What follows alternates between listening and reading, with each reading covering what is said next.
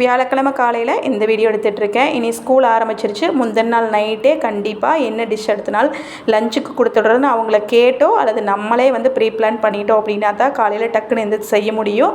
காலையில் எழுந்திரிச்சு என்ன செய்கிறதுன்னு யோசிச்சோன்னா கண்டிப்பாக அந்த டேவே கொலாப்ஸ் ஆயிரும். ஸோ காலையில் எல்லா காயும் போட்ட சாம்பார், அதுக்கப்புறம் வாழைக்காய் பொரியல், கவிக்கு நேந்திரம் பழம், அதுக்கப்புறம் அம்முக்கு நிலக்கடலை தான் ஸ்நாக்ஸாக வந்து கொடுத்துவிட்டேன். 2 பேர்த்தையும் ஸ்கூல் வந்து அனுப்பிட்டு நானும் உங்கள் அப்பாவை வந்து கோயிலுக்கு வந்து கிளம்பிட்டோம். 14 வருஷம் அதாவது குலதெய்வத்தை சேர்ந்த ஒரு அம்மன் கோயில் தான் இது.